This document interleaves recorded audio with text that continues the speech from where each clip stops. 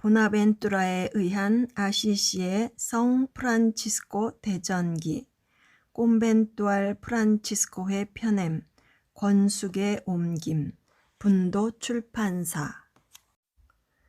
성 보나벤투라의 본명은 요하네스 피단자였다.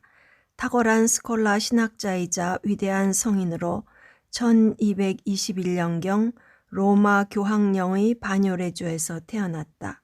17세에 작은 형제회에 들어갔고 훗날 파리 대학에서 할레스의 알렉산더에게 사사했으며 27세에 이미 파리 대학 교수로 신학을 강의했다. 그는 동시대 학자 토마스 아퀴나스와도 교분이 있었다. 어느 날 토마스 아퀴나스가 보나벤투라를 방문했을 때 마침 그는 성 프란치스코 전기를 쓰고 있었다.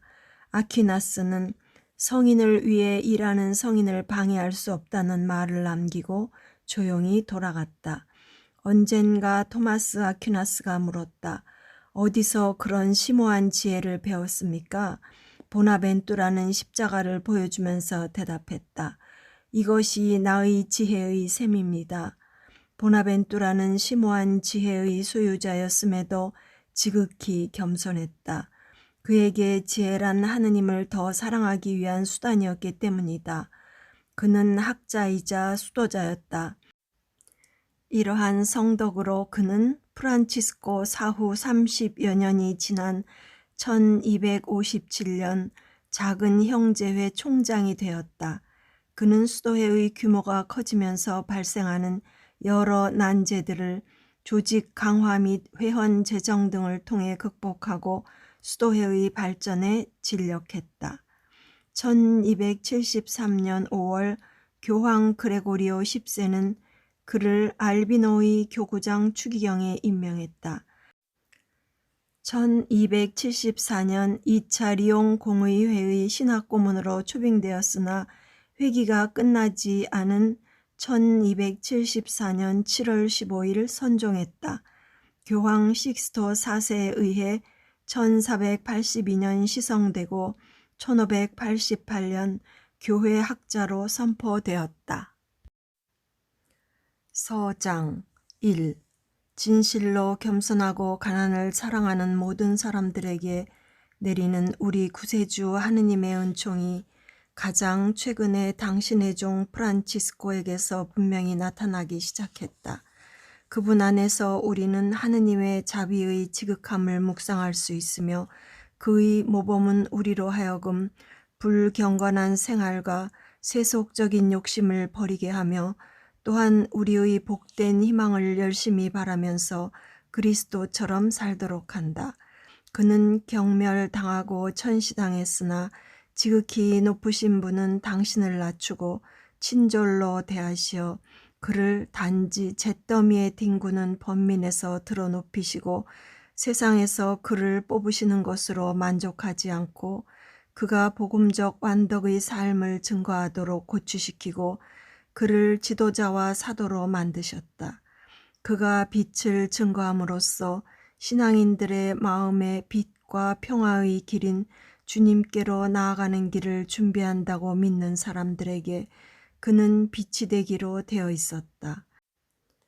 자신의 생활과 가르침의 영광스러운 광의로서 프란치스코는 구름 사이에서 빛나는 샛별과 같이 자신에게서 나오는 밝은 빛으로 죽음의 그늘 및 어둠 속에 사는 이들을 빛으로 인도하였다.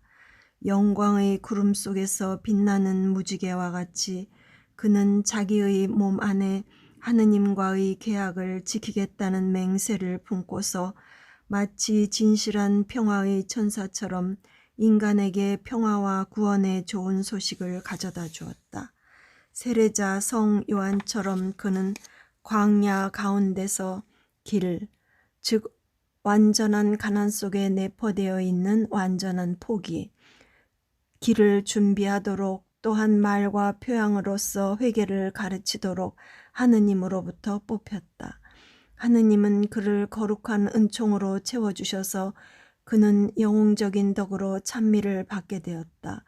그리고 그가 세라핌 천사에 상당할 만한 사랑의 불길로 타오르고 있는 동안 그는 예언의 영으로 가득 차 있었고 천사의 직책을 맡고 있었다.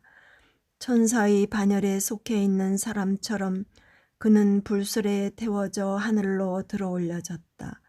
그래서 그의 인생 행로에서 알게 되듯이 엘리야의 정신과 능력을 가지고 그가 온 것에 대해서는 아무런 의심도 있을 수 없다. 그러므로 신랑 되신 예수의 또 다른 친구,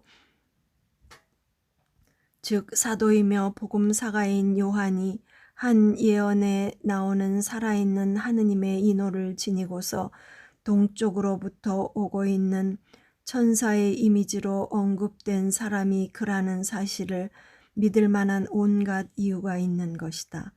요한 사도는 묵시록에서 우리에게 말하고 있다.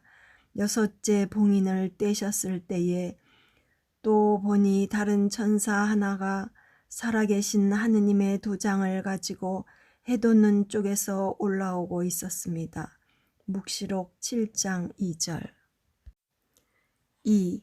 그의 뛰어나고 완벽한 성덕을 고려해 본다면 우리는 온갖 의심의 여지를 넘어서서 이 하느님의 정갈자는 바로 그리스도에게서 사랑받을 가치가 있으며 우리에게 모범이 되고 전 세계가 칭송하는 하느님의 종 프란치스코라는 것을 알 수 있을 것이다.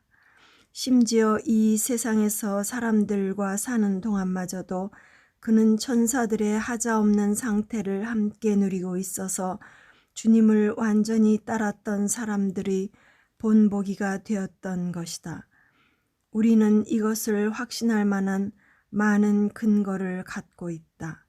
무엇보다도 먼저 그는 너희를 불러 모아 통곡하며 애곡하며 머리털을 뜯으며 베옷을 입으라고 하며 회개의 십자가를 그어주고 십자가 모양으로 된 자신의 수도복을 입혀주며 탄식하며 우는 사람들의 이마에 표를 해주는 사명을 받았던 것이다.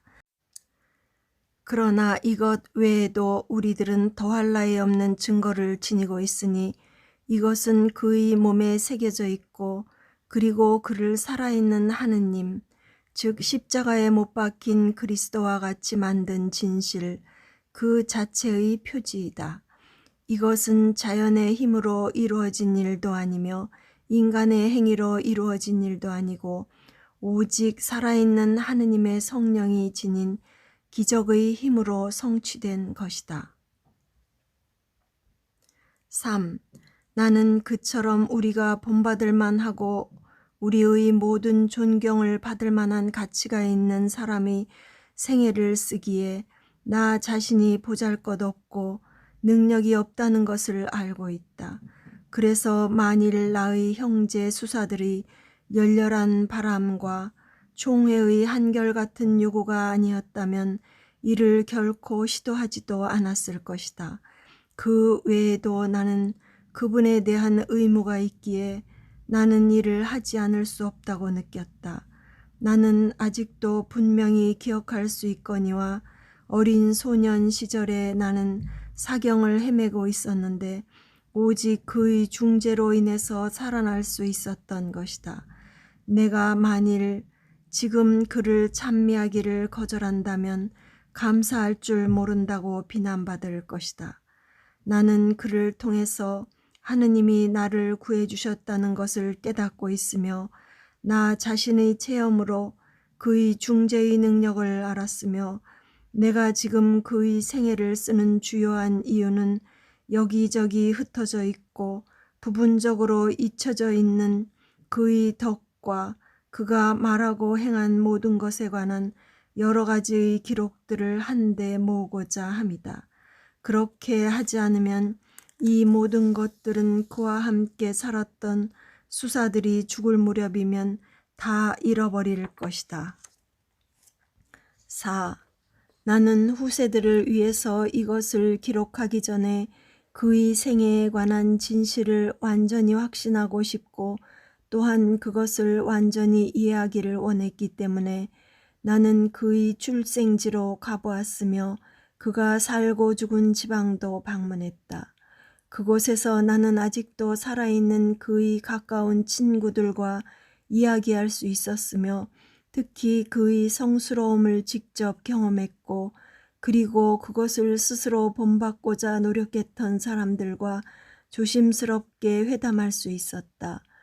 이들 증인들이 솔직성과 그들이 진실을 말하고 있다는 명백한 사실은 우리들이 그들의 증인을 분명히 믿을 수 있다는 것을 의미한다. 하느님이 선하심 가운데서 당신 종을 통하여 이루신 것을 기록하는 데 있어서 나는 문학적인 문체를 사용치 않기로 마음먹었다. 단도직입적인 기술이 어떠한 교묘한 문학적인 문체로 시도하는 것보다 독자들에게 더 많은 유익을 줄 수 있을 것이다. 이야기는 항상 연대적인 순서를 따라 적은 것은 아니다. 대신에 혼란을 피하기 위하여 나는 좀 더 조직적으로 하여 동시에 일어났지만 서로 다른 주제들에 관한 것들은 분리시키는 반면 각각 다른 시각에 일어났지만 유사한 주제에 관한 사건들은 함께 모아두었다. 5. 프란치스코의 생애는 처음부터 끝까지 15장으로 기술해 놓았다. 그 내용은 세속에서의 그의 생애, 하느님께 완전히 그 자신을 맡기고 성당 셋을 수리하다, 수도회의 설립과 회칙의 인가, 그의 시도 아래서 수도원의 진보와 그 전에 승인된 회칙의 확인, 그의 생활의 엄격함과 피조물이 그에게 준 위안, 그의 겸손과 순종, 그리고 그의 가장 작은 소망까지도 하느님께서 들어주심, 청빈에 대한 그의 사랑과 그가 필요로 한 것은 기적적으로 채워짐, 그의 동정심과 피조물이 그에 대해 지닌 사랑, 순교에 대한 그의 강렬한 사랑과 갈망, 기도에 대한 그의 헌신, 성경에 대한 그의 이해력과 그의 예언의 영, 그의 설교의 효력과 병을 낫게 하는 능력, 오상, 그의 끈기 있는 인내심과 죽음, 그의 시성식과 유해의 운반이다. 마지막 부분은 그가 죽은 후 일어난 기적들을 적어 놓았다.